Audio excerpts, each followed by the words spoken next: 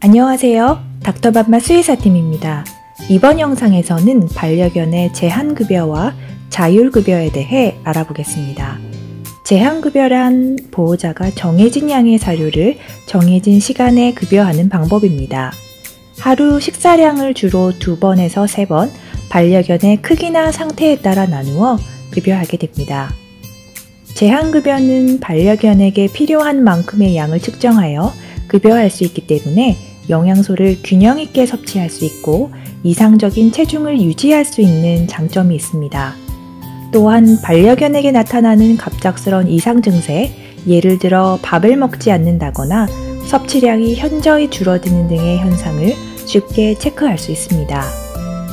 또한 사료를 오랫동안 방치할 필요가 없어 좀 더 위생적인 급여가 가능합니다. 그러나 제한급여를 하게 되면 정해진 양을 정해진 시간에 줘야 하므로 보호자는 그 시간을 지속적으로 지켜줘야 한다는 단점이 있습니다.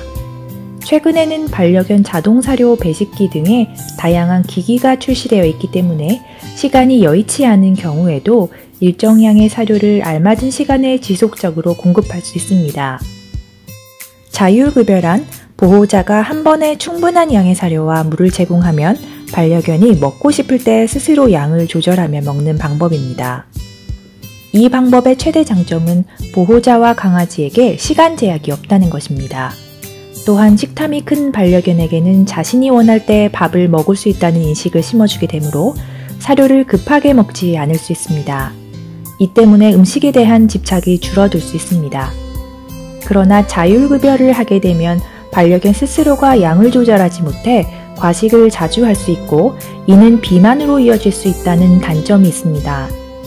이와는 반대로 사료가 항시 존재하므로 이에 대한 흥미가 떨어져 사료를 잘 먹지 않고 자극적인 간식이나 사람이 먹는 음식에 더 집착하는 등 편식하는 습관이 생길 수도 있습니다.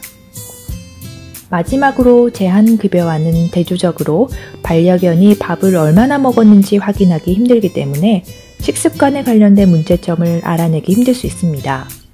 제한급여와 자율급여 중 어느 것이 더 좋다고 말씀드리기는 어렵습니다.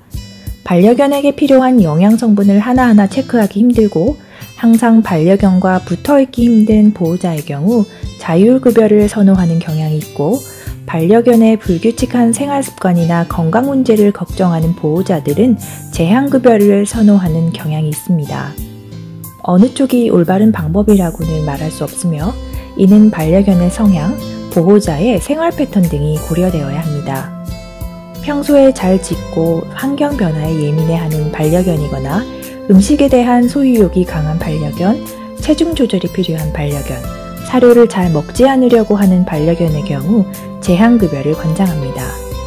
또한 불규칙한 생활 패턴을 갖고 있는 반려견, 식사 중 마찰이 심한 2마리 이상의 반려견을 키우고 있는 가정, 식분증을 보이는 반려견의 경우 증상을 완화시킬 수 있는 한 가지 방법으로 자율급여를 추천드립니다. 이상으로 자율급여와 제한급여에 대해 알아보았습니다. 두 종류 모두 각자의 장단점이 있기 때문에 반려견과 보호자의 상황에 따라 적합한 방법을 선택하시면 됩니다. 내용과 관련하여 더 궁금하신 점 있으시면 아래 댓글이나 저희 닥터맘마 사이트로 문의 부탁드립니다.